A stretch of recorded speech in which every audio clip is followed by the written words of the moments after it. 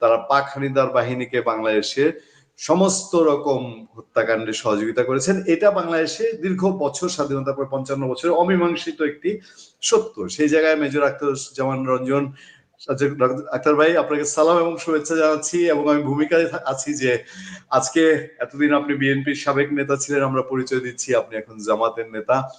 অনেক আলোচনা, অনেক প্রশ্ন, এবং হঠাৎ করেই মানুষ কেন আপনি জামাতে ইসলামীতে গেছেন এটা আমরা আগে জানতে চাই। এবং যে প্রশ্নগুলো মানুষ চারদিকে সোশ্যাল মিডিয়া করছে, আমি সেগুলোর দিকে যাব। ধন্যবাদ আপনার কাছে প্রথম প্রশ্ন যে আপনি কেন জামাতে ইসলামীতে, পাশাপাশি প্রশ্ন কথা আসে যে মুক্তিযোদ্ধা, একজন মুক্তিযোদ্ধা কেন জামাতে ইসলামীতে।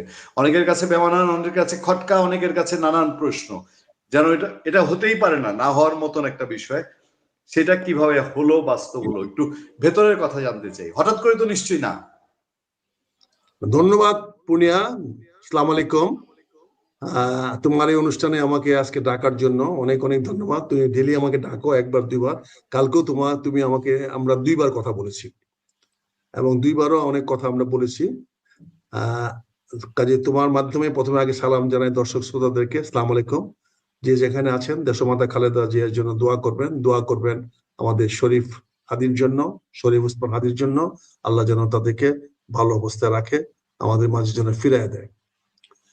তোমার প্রশ্নটা স্বাভাবিকভাবে খুবই খুবই প্রাসঙ্গিক এবং খুবই, কেন আমি হঠাৎ করে জামাতে ইসলামে অংশগ্রহণ করলাম।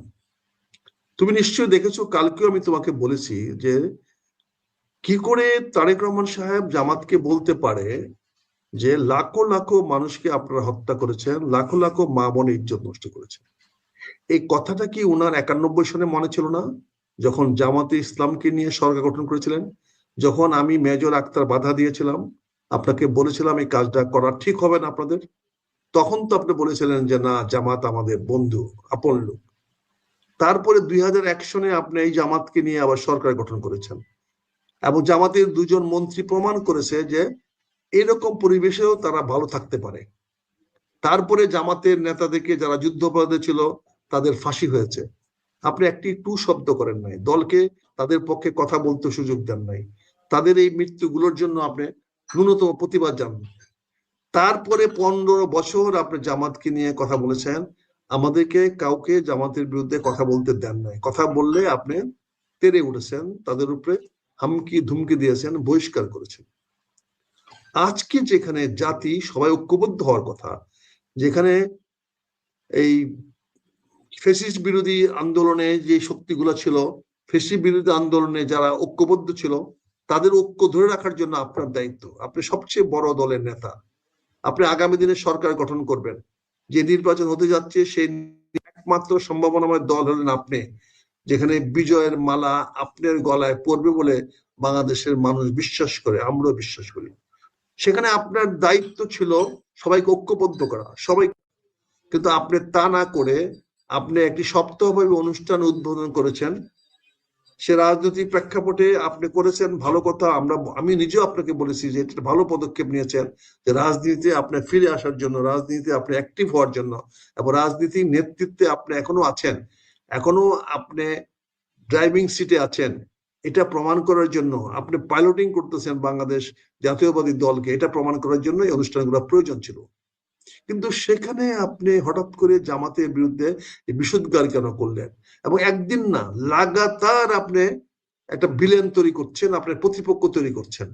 এখন ভিলেন তো আওয়ামী লীগ না, এখন আপনি আওয়ামী লীগের বয়ানে কথা বলছেন কেন? আপনি এখন আওয়ামী লীগের ভোট টানার চেষ্টা করতেছেন, কিন্তু আওয়ামী লীগের ভোট টানলে তো আওয়ামী লীগের পক্ষে কথা বলতে হবে। আপনার যে হাজার হাজার লক্ষ লক্ষ মামলা আপনার নেতা কর্মীরা আওয়ামী লীগের বিরুদ্ধে দিয়েছে, চাঁদাবাজি করতেছে আওয়ামী লীগের বাড়ি ঘরে গিয়ে, আওয়ামী লীগের দোকান। কিন্তু আক্তার ভাই, তারেক সাহেব যেটাই করেছেন, আপনি আপনার জায়গা থেকে কেন স্যাক্রিফাইস করেছেন? তারেক রহমান ধরলাম ভুল করেছেন, উনি অন্যায় করেছেন। আমি তো বেসিক আরো প্রশ্নে যাব আপনার কাছে, আপনি নিজে কেন ওনার ভুল সিদ্ধান্ত, ওনার রাজনীতির ভুল, আপনিও তো আপনার জীবনে অসংখ্যবার জামাত ইসলামী সমালোচনা করেছেন, তাদের কর্মকাণ্ডের সমালোচনা করেছেন, করেননি কি? আমাকে কথা শেষ করতে দিবা? জি শিওর। প্রশ্ন করার আমি প্রশ্ন তোমাকে বলছি, তুমি যা বলবে আমি প্রশ্নের জবাব দেবো। ঠিক তাহলে আছে, আপনি তো ঠিক আছে। আপনি তো জাতীয় নেতা, আপনি ঐক্যবদ্ধ রাখবেন। আমি যখন 91 সনে যে পদক্ষেপটা নিয়েছিলেন সেই পদক্ষেপে আমি সমর্থন করি না, বিরোধিতা করেছিলাম। সেই ঐক্যটা কি আপনার জন্য ভালো হয়েছিল? 91 থেকে 96 সনকে সরকার পতন করতে জামাত কি অবদান রাখে নাই? জামাত কি আওয়ামী লীগের সঙ্গে আতাত করে আপনার ওই কেয়ারটেকার গভর্নমেন্টের আন্দোলন করে আপনার ক্ষমতাচ্যুত করে নাই? আপনি যখন 15 ফেব্রুয়ারি নির্বাচন করেছিলেন সেই নির্বাচন কি জামাত বয়কট করে নাই? সেদিন আমাদের কথা শুনলেন না আপনি। তারপরে আবার 2001 সনে গিয়ে আপনি তাদের করলেন।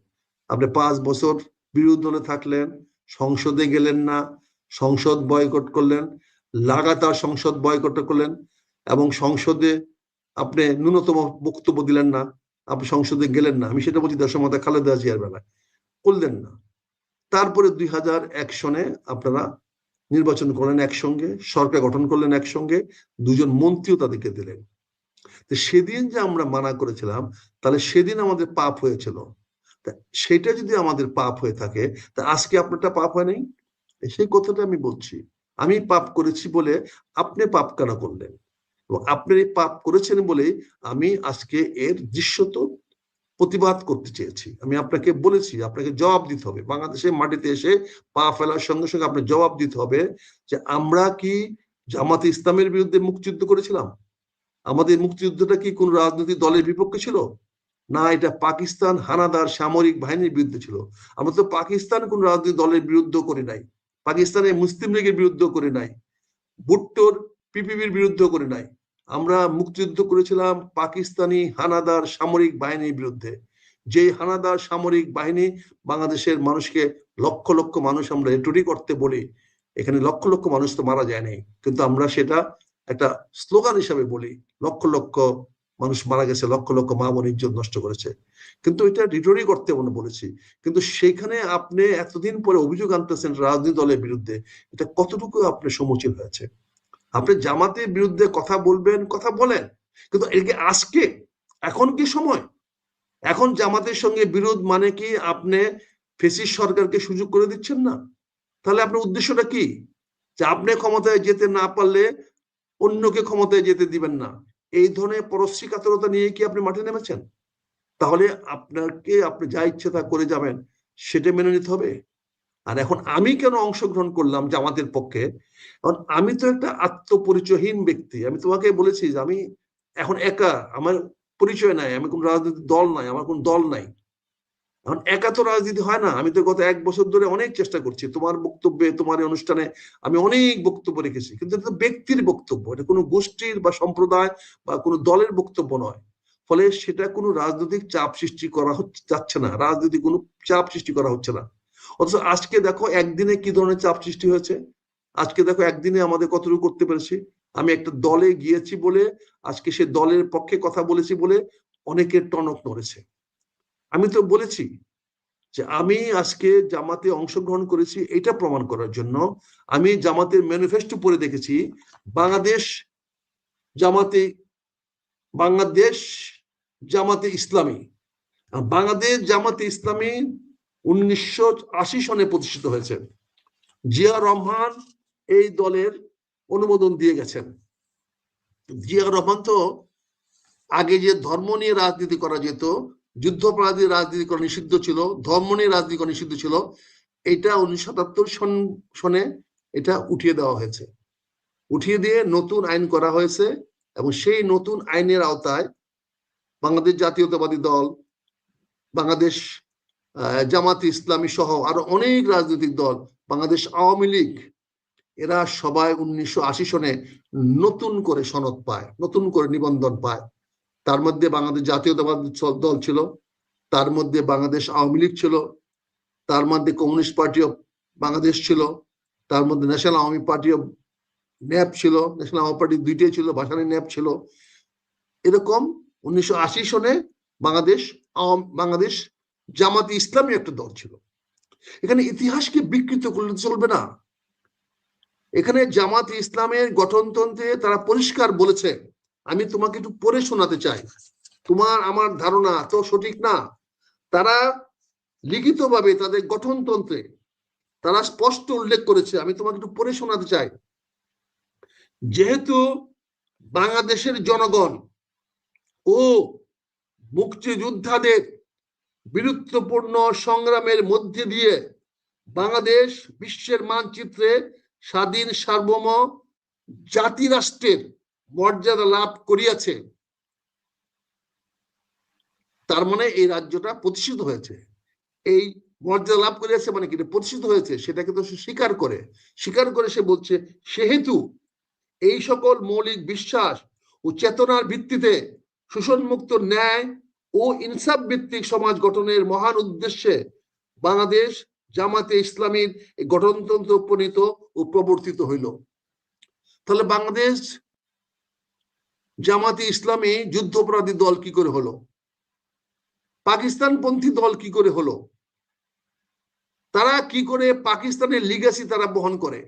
তারা তো জামাতে ইসলামী অফ বাংলাদেশ না, যে তারা জামাত ইসলাম পাকিস্তানের লিগাসি বহন করবে। তারা তো নতুন একটি রাজনৈতিক দল, যেমন আওয়ামী লীগ বিলুপ্ত হয়ে গিয়েছিল সেই বাকশালের মধ্যে, সেখান থেকে আবার আওয়ামী লীগ নতুন করে 1980 সনে ডক্টর মালেক উকিলের নেতৃত্বে আওয়ামী লীগ প্রতিষ্ঠিত হয়েছিল। এখানে মালেক উকিল সাহেবের নেতৃত্বে আওয়ামী লীগ গঠিত হয়েছিল, সেখানে বাকশালও গঠিত হয়েছিল রাজ্জাকের নেতৃত্বে, আব্দুর রাজ্জাক ভাইয়ের নেতৃত্বে। তারপরে সেখানে বিএনপি বলে কোনো পার্টি ছিল না 1969-এর আগে, সেখানে বিএনপি বাংলাদেশ জাতীয়তাবাদী দল বলেও একটি রাজনৈতিক দলের নতুন জন্ম হয়েছিল। তাহলে এগুলো তো সব বাংলাদেশ, এদের নতুন পরিচয়, এবং এরা স্বাধীনতার পক্ষের দল।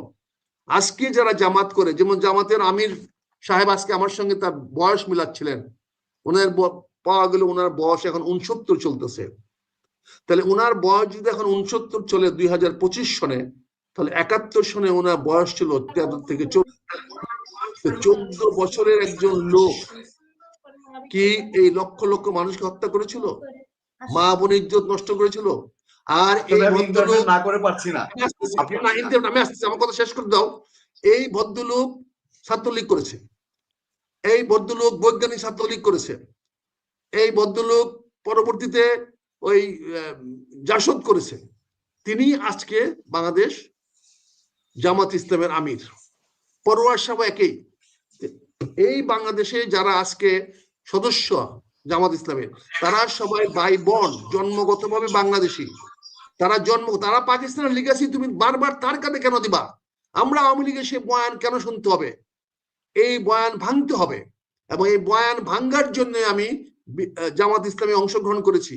আমি একজন মুক্তিযোদ্ধা হিসেবে আমি বাংলাদেশের মানুষের কাছে প্রমাণ করার চেষ্টা করব, দাঁড়ে দাঁড়িয়ে গিয়ে বলবো যে এই বর্তমান যে বাংলাদেশ জামাত ইসলাম আছে, এরা যুদ্ধবাদী দল নয়, এরা পাকিস্তানি দল নয়, এরা পাকিস্তানের লিগাসি বহন করে না, এরা মুক্তিযুদ্ধের কোনো অংশ নয়, তারা মুক্তিযুদ্ধের সময় ছিল না, তাদের জন্ম হয় নাই। যেমন বিএনপির জন্ম হয় নাই, তেমন তাদেরও জন্ম হয় নাই।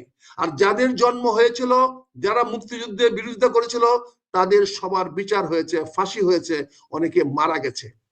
কাজে ওই লিগাসি দিয়া তুমি তাদেরকে আর কলঙ্কিত করতে পারবে না। এজন্য আমরা সিদ্ধান্ত নিয়েছি, শুধু আমি একা না, তুমি আগামীতে দেখবে আরো অনেক মুক্তিযোদ্ধা এই দলে অংশগ্রহণ করবে। আমরা এই দলের কলঙ্ক মোচন করব।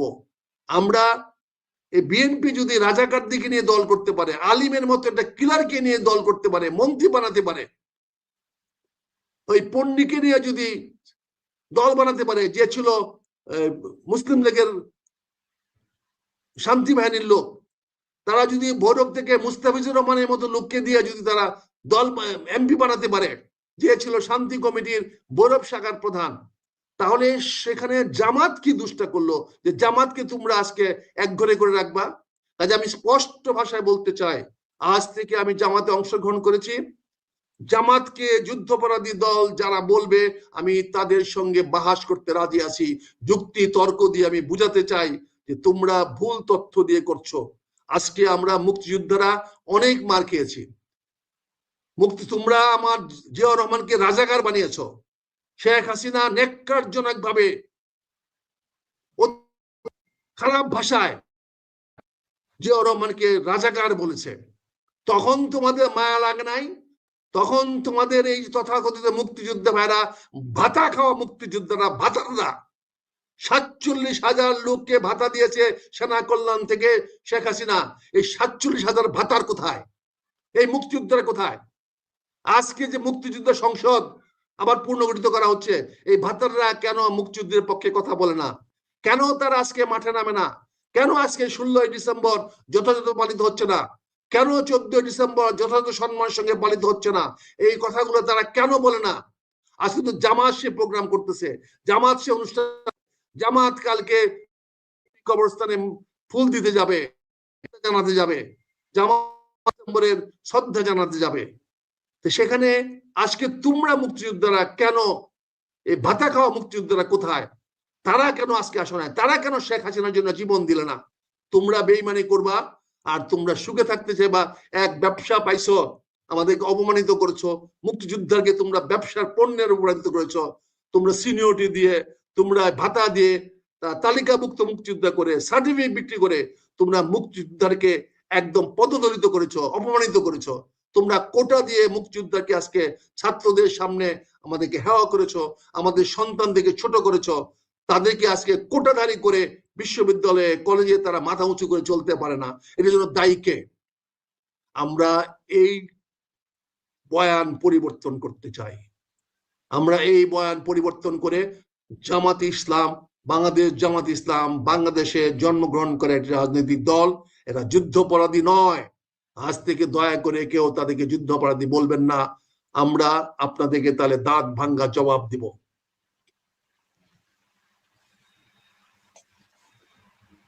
স্ট্রেট ফরওয়ার্ড যে প্রশ্নটা করতে চাই, আপনি এতদিন পরে এসে কেন জামাত যুদ্ধ অপরাধী না, মুক্তিযুদ্ধ বিরোধী না, আপনি এই বয়ান দিচ্ছেন কেন বলছেন? আমি যদি সমালোচকের দৃষ্টিতে বলি, এই জন্য বলছি, বলেননি এই জন্য বলছি মুক্তিযোদ্ধা এতদিন বলেননি, আপনি এই জন্য বলছি তারেক রহমান তার বাপ যে রাজনৈতিক দলকে অনুমোদন দিয়ে গেছে, সেই দলকে গালি দেওয়ার মতো দৃষ্টতা তারেক রহমান কোথায় পাইল? তারেক রহমান সেই লাইসেন্স কোথায় পাইল? তারেক রহমান একটা দলের সভাপতি হয়েছে বলে আরেকটি রাজনৈতিক দলকে অকথ্য ভাষায় গালাগালি করবে, এই লাইসেন্স সে কে দিয়েছে? আমি ধরে নিলাম তার বাপকে যখন রাজাকার বলা হয়েছিল তখন সে কোথায় ছিল? আমি ধরে নিলাম তারেক রহমান ভুল করেছে, ধরে নিলাম তারেক রহমান ভুল করেছে, কিন্তু আপনি যে সিদ্ধান্ত নিয়েছেন তারেক রহমানের এই বক্তব্যের প্রতিবাদে আমি অত্যন্ত গর্বের সঙ্গে আমি জামাতে ইসলামে অংশগ্রহণ করেছি, তারেক রহমানের এই বক্তব্যের প্রতিবাদে। জামাত বলছে, জামাতের বিবৃতি আজকে যেটা এসছে, যে আপনি তার সমস্ত নিয়ম কানুন, তার নীতি, আজীবন তার সমস্ত দর্শন সেটা মেনে নিয়ে মুক্তিযুদ্ধের স্বাধীনতার সার্বভৌমত্বের প্রয়োজনে আপনি আস্থা রেখে আপনি সেখানে জয়েন করেছেন। কিন্তু আমার কথাটা হচ্ছে যে আপনি যেই দলকে মুক্তিযুদ্ধে যুদ্ধাপরাধী না বলছেন, আজকে যদি আওয়ামী লীগ, এই আওয়ামী লীগে তার নাম পরিবর্তন করে অন্য একটা নামে রাজনীতি করে, কিন্তু দর্শন আদর্শ আগেরটাই থাকলো। 1971-এ গোলাম আজম তিনি রাজাকার ছিলেন, তার যুদ্ধাপরাধের অভিযোগ প্রমাণিত। সেই মানুষগুলোর যেই দল, সেই দর্শন নিয়েই তো আজকে যে শফিকুর রহমান সাহেব বলছেন যে তিনি জাসদ করতেন বা বৈজ্ঞানিক ছাত্রলীগ করতেন, আপনিও একসময় জাসদের সঙ্গে ছিলেন বলে আলাপ আছে বিভিন্ন জায়গায়। তো সেটা করে থাকলে আপনাদের দর্শন বা আদর্শ তো সেই গোলাম আজমের আদর্শই আপনাদের। আমি কোনোদিন জাসদ করি নাই, আমি জাসদ করি নাই, আমি কোনোদিন, আমি বাংলাদেশে কোন রাজনৈতিক দল করি নাই।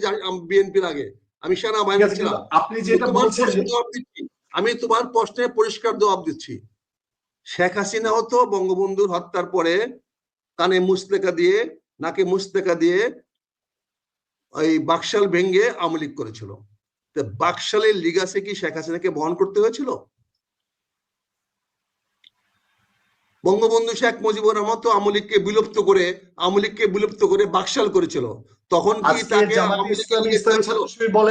মুজিববাদের আদর্শ বজায় রাখা যাবে না? তারা কিন্তু মুজিববাদ বলে, বাকশালকে অ্যাভয়েড করলেও তারা বলে মুজিববাদ মানা যাবে না। আওয়ামী লীগ স্বীকার করে না, মুজিববাদ তো ভারতীয়বাদ। মুজিববাদ বলে তো মুজিব নিজেই স্বীকার করেন নাই, বঙ্গবন্ধু নিজেই বলেন নাই তার কোনো মুজিববাদ নাই। এটা তো ভারতের এখনকার আওয়ামী লীগকে কেন মুজিববাদ দিয়ে দোষ দেওয়া হয়? এখানে যদি কোনো রাজনৈতিক দল তার সময়ের সঙ্গে তাল মিলিয়ে পট পরিবর্তন হয়, তারা যদি তাদের অবস্থাকে পরিবর্তন করে, তাহলে তুমি তাকে, তোমার দাদা কি করে গেছে তার জন্য তোমার নাতিকে তুমি কে শাস্তি দিতে পারবা? তোমার বাপ দাদা জমিদার ছিল, এখন কি তোমাকে জমিদারি কেউ ফিরিয়ে দিবে? তো এটা তো তবে সেই আপনি আমাকে সুযোগ দিলে আমি আমার প্রশ্নটা ঠিক আমি আমাকে আমার প্রশ্ন, তুমি প্রশ্ন করছো, আমার জবাবটা শেষ করতে দাও। কাজে আমি কেন তাদেরকে সেটা দিব, এবং তাদের রাজনীতি করার অধিকার তুমি কেন হস্তক্ষেপ করে? এই ছেলেগুলা তো এখন যারা জামাতে ইসলামী করে, তারা তো বাংলাদেশে জন্মগ্রহণ করে, তাদের জন্মগত অধিকার। তুমি সেই অধিকার কি করে, তার দাদা কি করে গেছে, বাবা কি করে গেছে, পর ঠাকুর কি করে গেছে? আমার তো 14 গোষ্ঠী আগে হিন্দু ছিল, তা আমি কেমন হিন্দু পূজা করব? আমরা বাংলাদেশে শতকরা প্রতিটি মুসলমান আমরা হিন্দু ছিলাম, পাক ভারতের প্রতিটি মুসলমান আমরা হিন্দু ছিলাম, এবং আরবের প্রতিটি মুসলমান আমরা কাফের ছিলাম। তাই বলে কি আমার কাফেরদের বিচার করা হবে আমাকে? আমরা পরিবর্তন হয়েছে, সেই পরিবর্তিত অবস্থাতে আমরা কি করেছি, সময়ের সঙ্গে আমরা কিভাবে বিহেভ করেছি। আমরাই তো লড়কেলেঙ্গে পাকিস্তান করে আনছিলাম। বঙ্গবন্ধু তো লড়কেলেঙ্গে পাকিস্তানের একজন প্রথম সারির সৈনিক ছিলেন। সোহরাওয়ার্দী সাহেব আন্দোলন করেছে, কলকাতা রায়ট করেছে কলকাতাকে বাংলাদেশে অংশ করার জন্য, উনি পারেন নাই। তো ওনারা তো রায়ট করেছেন, ওনারা তো লড়কেলেঙ্গে পাকিস্তান করেছেন, ওনারাই তো আবার বাংলাদেশে স্বাধীন করেছেন। তাহলে সময়ের সঙ্গে মানুষের পট পরিবর্তন হবে। আমার সন্তান আমার সঙ্গে থাকবে না, আমার 2 সন্তান আছে, 2 সন্তান, এক সন্তানও বিএনপি করে না, তারা বিভিন্ন রাজনৈতিক দলের সঙ্গে চলে গেছে। আমি কি আটকে রাখতে পারবো থেকে? আমার নাতি প্রথম দিনে দেখলাম 5ই আগস্টে বিকালবেলা দেখলাম তার ফেসবুকে, না, নৌকাকে ডুবাইয়া ধানের শীষ ঘরে আনবো না। বুঝছো না? এটা আমার নাতি লিখতেছে, বলো আমি তাহলে কি বলবো? তারপরে বলার পরে দেখি, কদিন পরে দেখি, আমার একদিন পরে দেখি তাকে, সে আমাকে ফেসবুক থেকে ডিলিট করে দিছে। তো এই যে নতুন প্রজন্মকে তুমি কেমনে ঠেকা রাখবা? নতুন প্রজন্মকে, তোমার আমার প্রজন্মের পরে নতুন যে প্রজন্ম আসতেছে, এখন তোমার এই প্রশ্নের জবাবটা দেওয়ার জন্য এতক্ষণ সময় নিচ্ছি, কারণ আমাকে তো আমার প্রশ্নটা একটু সময় নেবে, প্রশ্নটা ক্লিয়ার করি। সেটা হচ্ছে 71-এ মুক্তিযুদ্ধের সময়ে জামাতে ইসলামী দলগতভাবে পাকিস্তানকে সার্বিক সহযোগিতা করেছে, এবং সেই সময় পাকিস্তানিরা, ধরেন সে নিজে যুদ্ধ করে নাই, যাদেরকে মারা হয়েছে জামাতে ইসলামী, আলবদর, রাজাকাররা তাদেরকে দেখিয়ে দিয়েছে। সেই অপরাধ, সেই জন্য এখনকার যে জামাত অভিযুক্ত, তারা কখনো ক্ষমা চায়নি। আমি ধরে নিলাম আপনি ক্ষমা করে দিয়েছেন, কিন্তু তারা ক্ষমা চায় নাই, ক্ষমা চাওয়ার কথা কেউ বলেও না।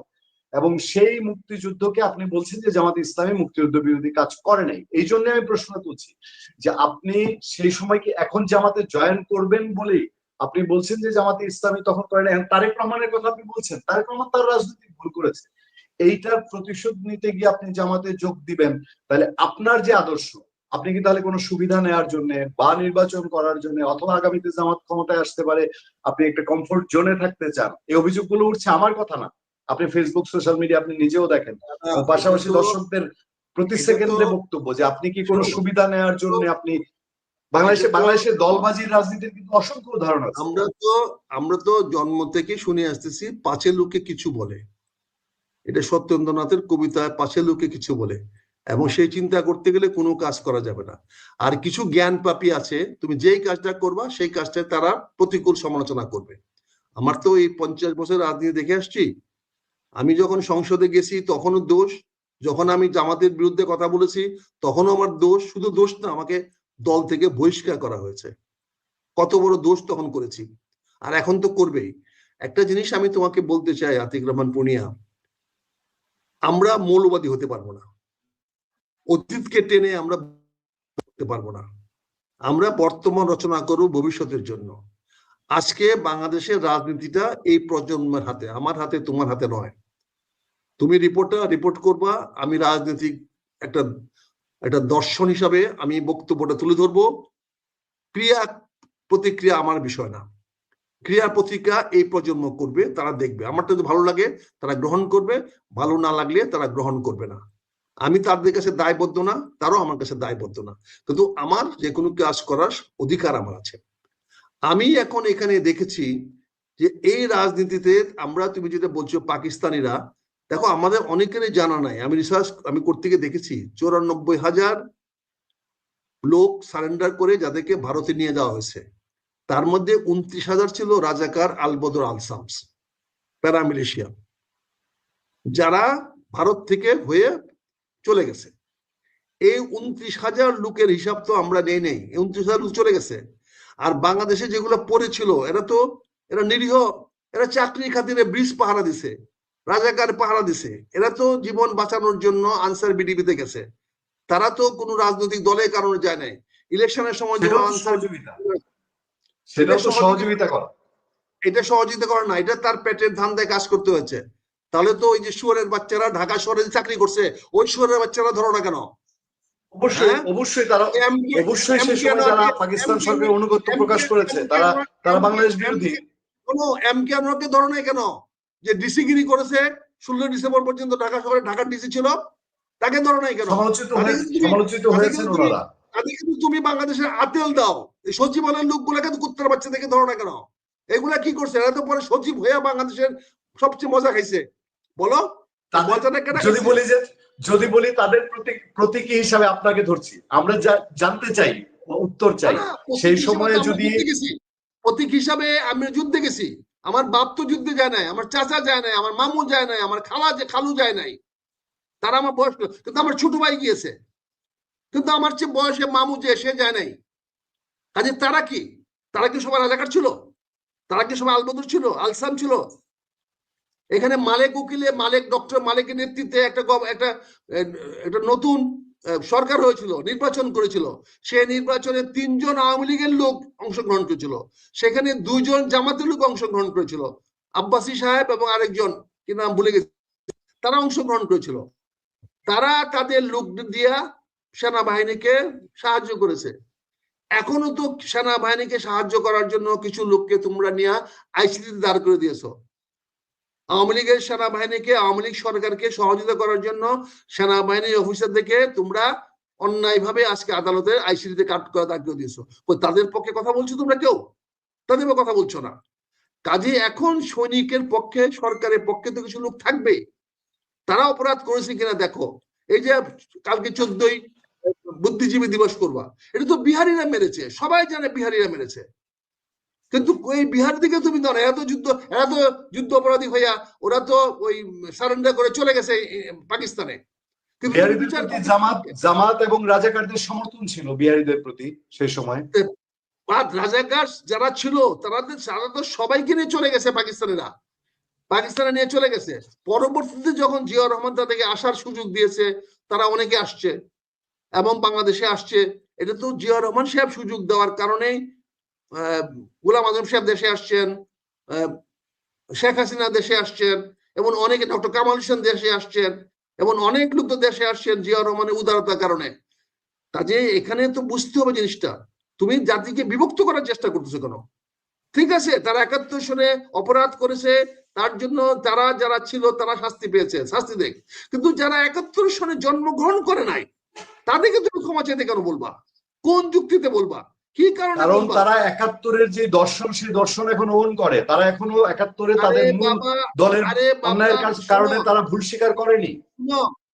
ভৈরবে রুস্তম ডাকাত ছিল, নাম শুনছো না তুমি? তোমার বাড়ি 10 গ্রাম। আপনি যদি আওয়ামী লীগকে ভুল স্বীকার করতে বলেন, ক্ষমা স্বীকার চাইতে বলেন, শোনো, রুস্তম ডাকাতের নাম শুনছো? ভৈরবে রুস্তম ডাকাত ছিল। আজকে ভৈরবের সবচেয়ে শিক্ষিত পরিবার হলো রুস্তম ডাকাতের পরিবার।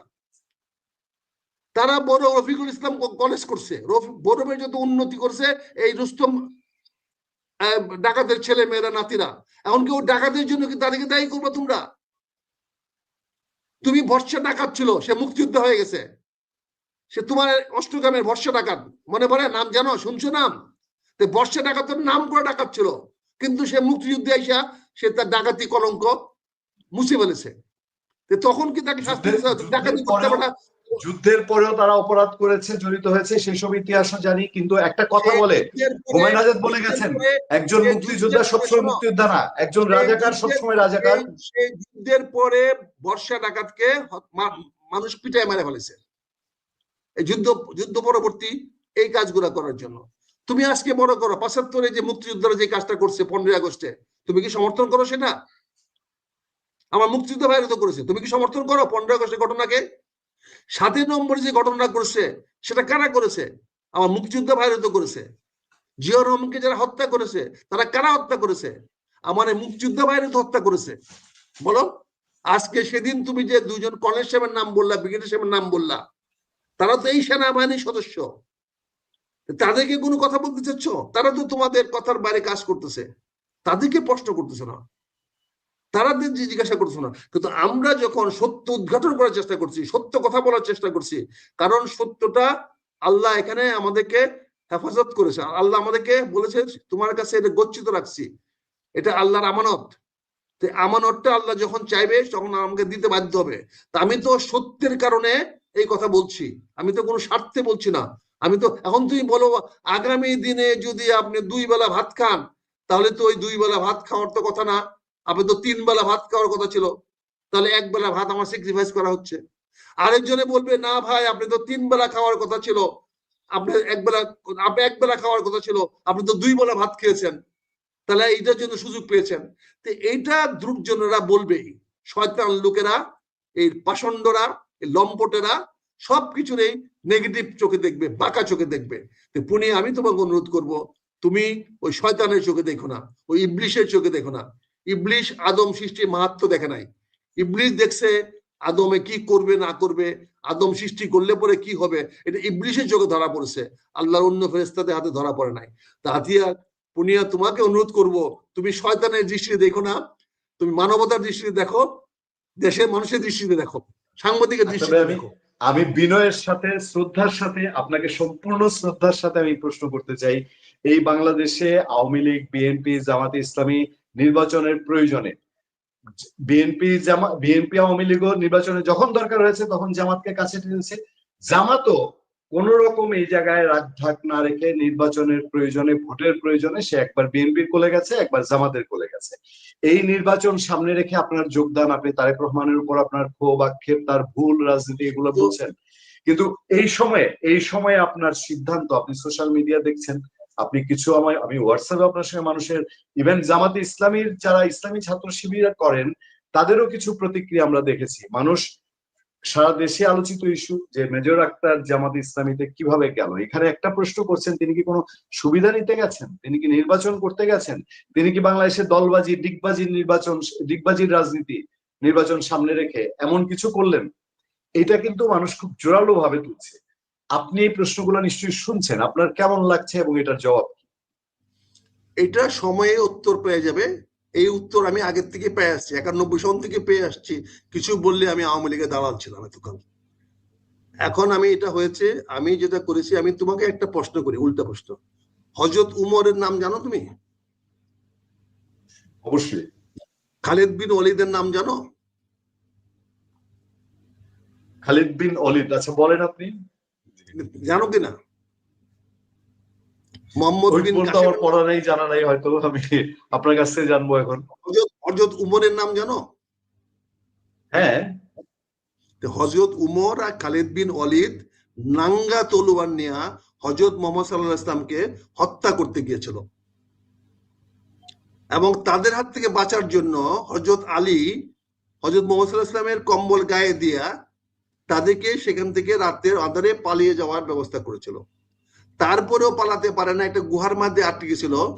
সেখানে গিয়ে খালিদ বিন ওয়ালিদ এবং উমর ওই গুহার পাশে গিয়ে যখন খুঁজতেছিল, তখন দেখলো যে এখানে মাকড়সার হাঁসে, আল্লাহ মাকড়সার হাঁস দিয়ে বন্ধে রাখছে। তখন তারা ভাবছে এটার ভিতরে যেতে পারবে না। এই উমর কিন্তু পরে হযরত হয়েছিল। যে উমর হযরত মুহাম্মদ সাল্লাল্লাহু আলাইহি ওয়াসাল্লামকে নাঙ্গা তলোয়ার দিয়ে মারতে গিয়েছিল, হযরত মুহাম্মদ সাল্লাল্লাহু আলাইহি ওয়াসাল্লামের মৃত্যুর পরে তিনি আরবের দ্বিতীয় খলিফা হয়েছিল মুসলমানদের কুরাইশ বংশের। এবং হযরত উমরের আমলে তৎকালীন সময়ে মুসলমানদের সবচেয়ে বড় বিস্তৃতি ঘটনা ঘটেছিল, এবং এই কোরআন শরীফ উনার আমলে কম্পাইল করা হয়েছিল। যে কাফের হযরত মুহাম্মদকে মারতে গিয়েছিল, ভাগ্যের কি নির্মম পরিহাস, সেই হযরত উমর হয়েছেন তিনি, এবং তিনি সেই কোরআন শরীফটাকে কম্পাইল করেছেন। আজকে মানুষের অতীত দেখে মানুষকে বিচার করবে না, প্রতিটি মানুষের বিচার করা হয় তার বর্তমান দেখে, তার লেটেস্ট অবস্থান দেখে। মৃত্যুর আগ পর্যন্ত যদি একটা মানুষ মৃত্যুর আগের দিনে ভালো কাজ করে যায়, তাহলে মানুষ সেটা মনে রাখে। তুমি দেখো দেশমাতা খালেদা জিয়ার জীবনের সকল স্যাক্রিফাইস আজকে ধুলায় লুটাইয়া দিল, যে উনি বাঁচে থাকার জন্য আকুল চেষ্টা করতেছে।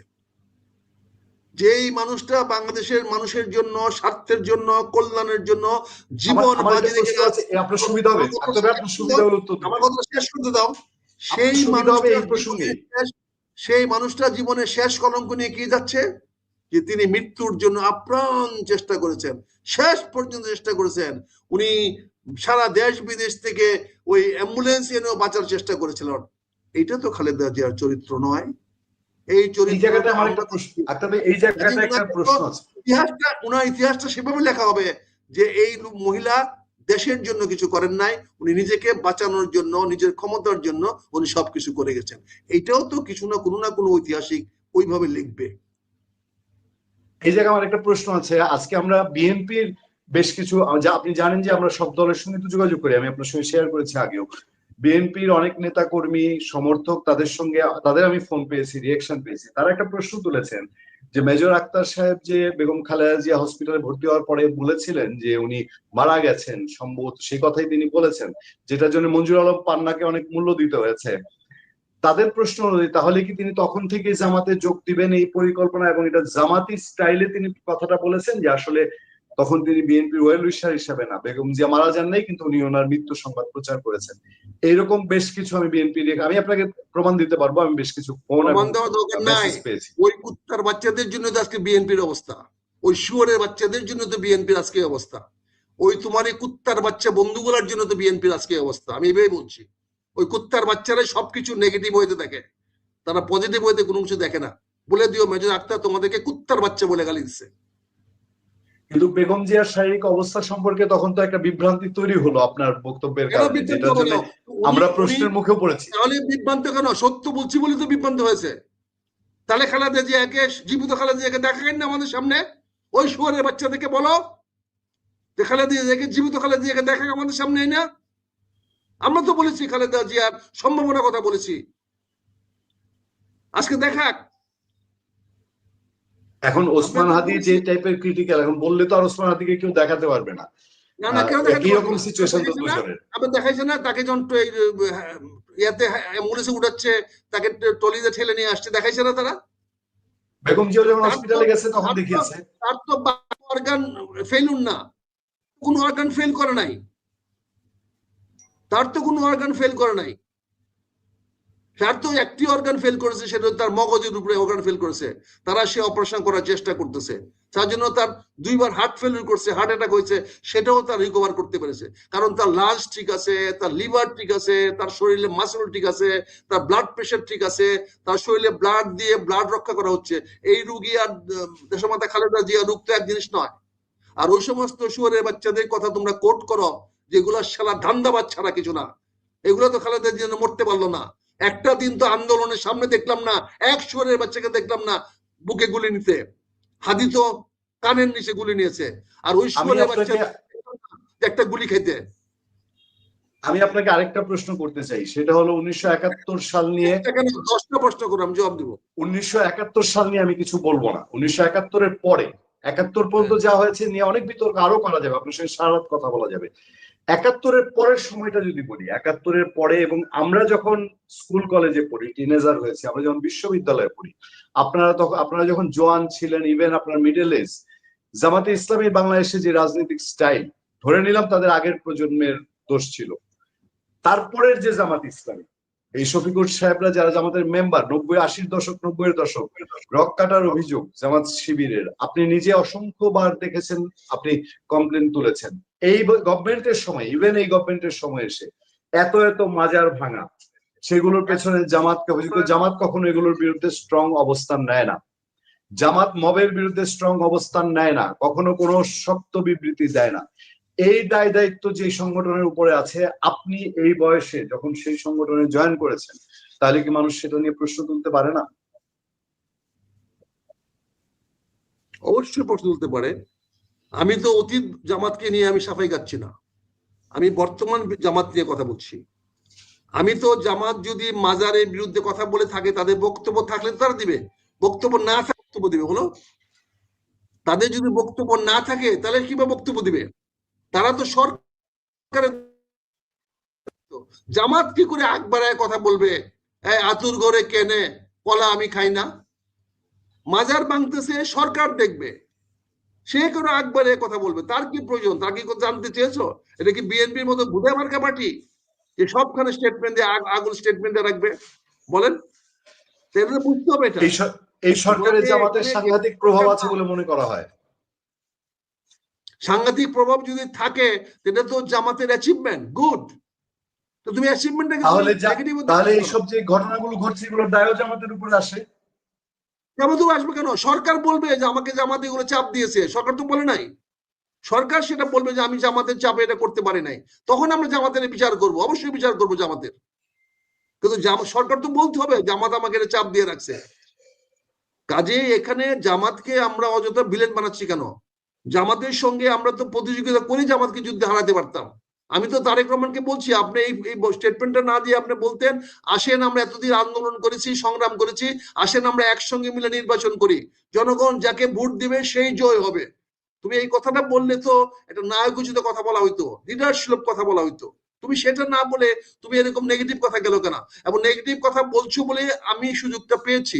কাজে আমি তো এখানে আমার অস্তিত্বের প্রয়োজনে আমাকে এখানের অবস্থা নিতে হবে। তারেক রহমান আমাদেরকে কি করছে? আমাদের যাচ্ছে তাই। আজকে তো আমি ডক্টর শামসুর রহমান সাহেব অত্যন্ত কৃতজ্ঞ যে উনি ওনার অফিসে আমাকে অত্যন্ত সম্মানজনক ভাবে বসে, ওনার দুজন সেক্রেটারিকে নিয়ে বসে আমার সঙ্গে আলোচনা করেছে, কথা বলেছে। উনি আমাকে অনেক প্রশ্ন করার সুযোগ দিয়েছে, আমি ওনাকে অনেক প্রশ্ন করেছি, তর্ক করেছি, বিতর্ক করেছি। করার পরে একটা পর্যায়ে এসে আমরা সিদ্ধান্ত উপনীত হয়েছি যে হ্যাঁ আমরা একসঙ্গে চলতে পারি, একসঙ্গে কাজ করতে পারি। এই সুযোগটা তিনি আমাকে দিয়েছেন। তার দলে যদি সুযোগ উনি না দিতেন আমাকে, তাহলে তো আমি কাজটা করতে পারতাম না। আর আমার যদি কোনো ব্যক্তিগত ধান্দা নিয়ে যাইতাম, তাহলে নিশ্চয়ই উনি বলতেন যে উনি এই কারণে আমাদের দলে আসছে, আমরা এই কারণে ওনাকে নিয়েছি। আমি তো ওনাকে বলছি যে আমি আপনাকে আসছি, আপনার এই ভুলটা আমি ভাঙাতে চাই। আমি আপনার দলের প্রতি যে জনগণের যেটা ভুল ধারণা আছে, আমি বাইরের থেকে এসে এই ধারণাটি জনগণের সামনে ভাঙাতে চাই। এই সুযোগটা আপনি আমাকে দিবেন কিনা? উনি সাদরে আমাকে গ্রহণ করেছেন। আমি আজ থেকে জামাত ইসলামের পক্ষে কথা বলবো। আমি বেতন পায়ও করবো না, সুযোগ পায়ও করবো না, সুবিধা নিয়েও করবো না। আমি সেখানে বলেছি যদি আমাকে নির্বাচনের সমন্বয় করার দায়িত্ব দেন, যে কোনো একটা জেলা বা ডিভিশনকে যদি আমার দায়িত্ব দেন, এমনকি কিশোরগঞ্জ জেলার দায়িত্ব দেন, তা আমি এই 6টি আসনের সমন্বয় করে 8 দলীয় ঐক্যজোট কিভাবে জয়ী হতে পারে আমি আমার ক্ষুদ্র প্রচেষ্টা দিয়ে আমি আপ্রাণ চেষ্টা করব। আমি সেটা বলেছি যদি তারা দায়িত্ব দেয়। আর না দিলে তো আপনি কি প্রার্থী হচ্ছেন? ভাই আমি তো লুচ্ছা না, আমি তো কুত্তা না। তোমার এই প্রশ্নের জবাবে বললাম আমি লুচ্ছা না, আমি কুত্তা না।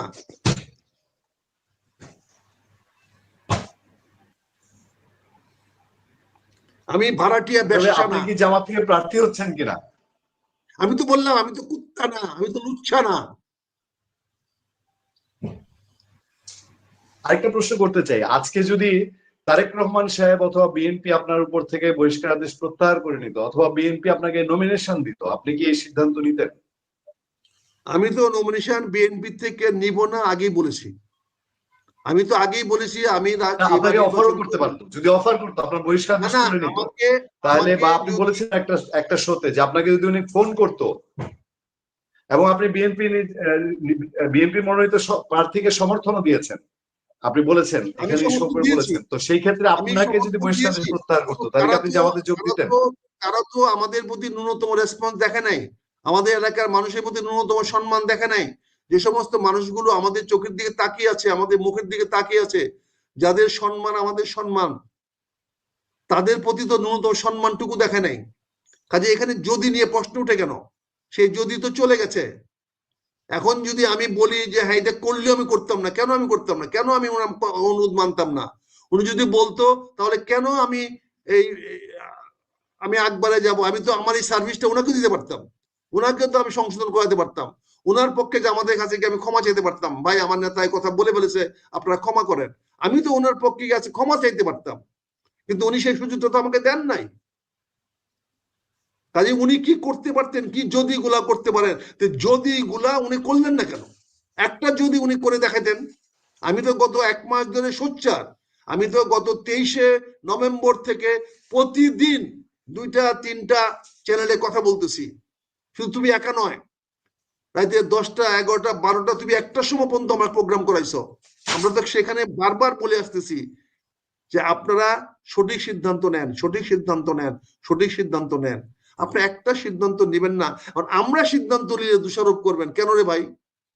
2.5 বছর আপনারা আমাদেরকে যাচ্ছে তা ব্যবহার করেছেন, তো এখন আপনাদের গায়ে লাগতেছে কেন? এখন কেন আপনাদের হয়েছে? আমি তো আপনার চেষ্টা করব, আমি বিএনপি, আমি জামাত ইসলামে গিয়েছি গিয়েছি গিয়েছি, এখান থেকে ফিরে আসার আমার আর কোনো সুযোগ নাই, সম্ভাবনাও নাই। জামাত তো আমরা যতটুকু জানি যে তারা খুব অর্গানাইজ সংগঠন এবং তাদের কোনো কর্মী সদস্য করার ব্যাপারেও তারা খুব বাছ বিচার করে। এইটা আমাদের আপনি আগে যখন শো করেছেন আমাদের অসংখ্য শোতে, এটা ট্রেডিশনালি আপনাকে আমাকে ভারতের দালাল, আওয়ামী লীগের দালাল এগুলো বলে ভিন্ন বিষয়, কিন্তু আপনার সম্পর্কে একটা কথা প্রচলিত যে আপনার সঙ্গে ভারতের যোগাযোগ ভালো। এইখানে কি অন্য কোনো ইঙ্গিত? বা আমি বলছি যে আজকে হেডলাইনে আছে জামাতের সাবেক বিএনপি নেতা মেজর আক্তার, নানান গুঞ্জন, নতুন কি কোনো সমীকরণ কিনা। একটা আলোচনা মার্কেটে আছে, বিএনপিও বলে যে জামাতের সঙ্গে আওয়ামী লীগের ব্যালেন্স হচ্ছে, ইন্ডিয়ার ব্যালেন্স হচ্ছে, যেটা জামাতও বিএনপি কে নিয়ে বলে। আপনার ক্ষেত্রে কি এই ধরনের কেউ কোনো সন্দেহ করতে পারে যে উনি তার যে ইন্টারন্যাশনাল যোগাযোগ সেটাও কোনো এফেক্ট করেছে এখানে জামাতে যোগ দেওয়ার ব্যাপারে? আমার কোনো ইন্টারন্যাশনাল যোগাযোগ নাই, আমি কাউকে চিনিও না, আমি কাউকে জানিও না। আমি তোমার মতো টক শো যেমন যেখান থেকে করে, আমি আমেরিকাতে টক শো করি, কানাডায় টক শো করি, ফ্রান্সে টক শো করি, সুইডেনে টক শো করি, দিল্লিতে টক শো করি, কলকাতায় টক শো করি, অস্ট্রেলিয়াতে টক শো করি। তোমার মতোই তো, তোমার সঙ্গে আমার কি কানেকশন আছে? আজ পর্যন্ত কোনো কানেকশন হয়েছে? তোমার সঙ্গে আমরা কোনো ষড়যন্ত্র করেছি? বরঞ্চ তোমার টক শোটা কেমন সফল হয়, কিভাবে তুমি আরো ভালোভাবে মানুষের কাছে পৌঁছতে পারো, আমরা কিন্তু সে আলোচনাই করেছি। আমরা কিন্তু তোমার কাছ থেকে কোনো লাভ বা বকরা বা কোনো হিস্সা চাইনি। আমি চেষ্টা করেছি তোমার সঙ্গে আজকে 6 মাস ধরে যত প্রোগ্রাম করি, আমি চেষ্টা করেছি তোমার প্রোগ্রামের মান বাড়ানোর জন্য, তাই নয় কি পুনিয়া? এটা তো আমি নির্দ্বিধায় এটা অস্বীকার করতো। আমি তো আমার দর্শকদেরও বলেছি যে আমার আগ্রহ থেকে, এবং আক্তার ভাই সেখানে সহযোগিতা করেছে, কিন্তু আজকের আপনার সিদ্ধান্ত, তুমি আজকের ব্যক্তিগতভাবে আপনার জিজ্ঞাসা করো, সিদ্ধান্ত। আমি তোমাকে ব্যক্তিগতভাবে জিজ্ঞাসা করো, এই পান্নাকে ব্যক্তিগতভাবে জিজ্ঞাসা করো, ওই যে কামাল, কেনা কামাল আমাদের, মাসুদ কামালকে জিজ্ঞাসা করো, তুমি ব্যক্তিগতভাবে বিপুলকে জিজ্ঞাসা করো, আরো যে অস্ট্রেলিয়ান প্রোগ্রাম করি, আমাদের বিদেশ প্রোগ্রাম করি, তারা কারো কাছ থেকে 2-4 পেনি বা সেন্ট নিয়েছে কিনা? আমি তো ভাড়াটিয়া না ভাই। আপনি যাদের নাম বলেছেন তাদের সবার সঙ্গে আজকে আমার যে কোনো ভাবে হোক যোগাযোগ, ভিন্ন ভিন্ন ইস্যুতে কথা হয়েছে, কিন্তু প্রশ্নটা হলো, আমি আমার ওপিনিয়নটা বলি, আমি আপনাকে বলেছি যে আক্তার ভাই আপনাকে কংগ্রেচুলেট করবো কিনা এটার জন্য সময়, আজকে আপনার ভক্ত যারা, আপনি জানেন আপনি লাইভে এখানে ঢুকলে আপনার এলাকার প্রচুর মানুষজন দেখে, এবং বাংলাদেশের মুক্তিযুদ্ধের পক্ষের মানুষ, নতুন প্রজন্ম, মুক্তিযোদ্ধা বলছি না, নতুন প্রজন্ম, এবং যারা এতদিন মুক্তিযুদ্ধকে আহত হতে দেখেছে, আক্রান্ত হতে দেখেছে, বিশেষ করে গত 15 মাস, এবং সেই ক্ষেত্রে জামাতকে চুপ থাকতে দেখেছে, তারা আহত হয়ে প্রশ্ন করছে মেজর আক্তার কেন জামাতে ইসলামীতে।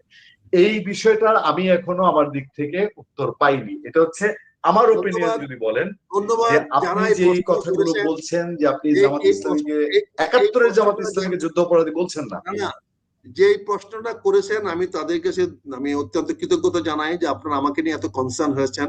আমি অভিভূত, আমি অত্যন্ত গর্বিত যে আপনারা আমার মতো একটা ক্ষুদ্র মানুষের অ্যাকশনের উপরে আপনারা এত বড় প্রচন্ড রিয়াকশন দেখিয়েছেন। আমি আপনাদের কাছে কৃতজ্ঞ।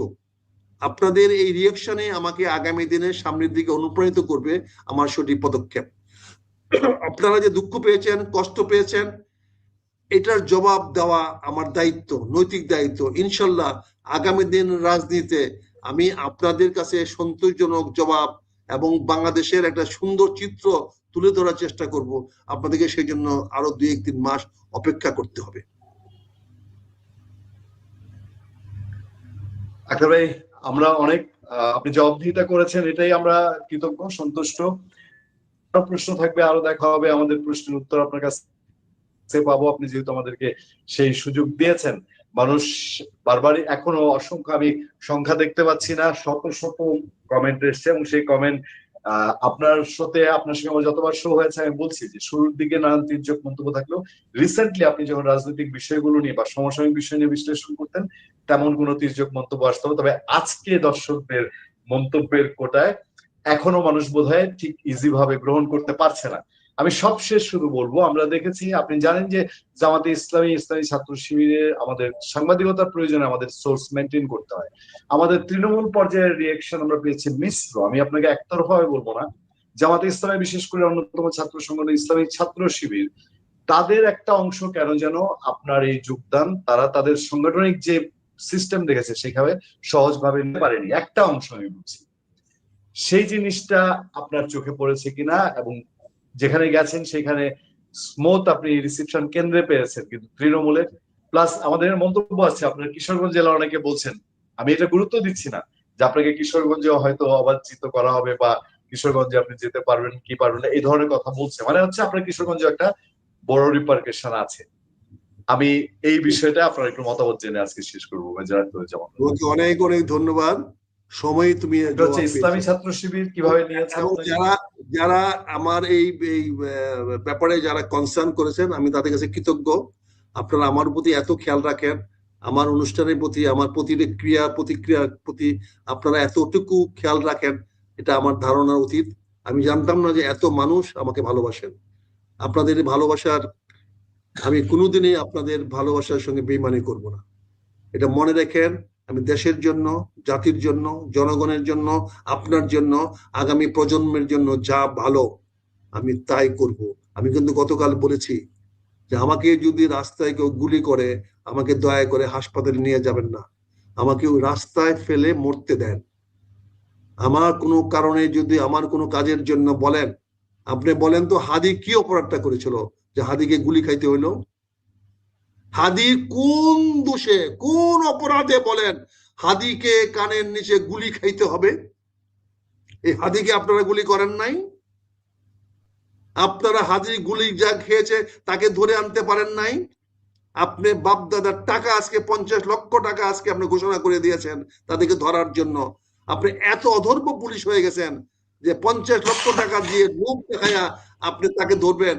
আবার যে ছেলেটা করেছে একটা ছেলের ছবি আপনি বাজারে ছেড়ে দিচ্ছেন, এবং সে কবে জামিন পেয়েছে, কি পেয়েছে না পেয়েছে সবকিছু বলে দিচ্ছেন। আপনি বলেন আপনারা এত কিছু বুঝেন, এত কিছু কনসার্ন, এত কিছু জানেন, তাহলে হাদি কেন গুলি খাইলো? হাদি কি অন্যায়টা করেছে, কি অপরাধ করেছে? হাদি তো কোনো রাজনৈতিক দলের সঙ্গেও যায় নাই, কারণ লেজুর বৃত্তি করে নাই, কারণ লেসপেন্সারগিরি করে নাই। তাহলে হাদি কেন ইনকিলাব মঞ্চের একটা তুখোর ছাত্র নেতা হয়ে, একজন তুখোর উদীয়মান নেতা হয়ে তাকে গুলি খেয়ে রাস্তায় পড়ে থাকতে হলো, তাকে আজকে কমায় থাকতে হচ্ছে কেন? ভালো মানুষ, সত্যের পথে যারা থাকে, আল্লাহর পথে যারা থাকে, তাদেরকে জীবন হানি জীবন দিতে হয়, তাদেরই মৃত্যু হয়। আর যারা ভিলেন তাদের হয় না।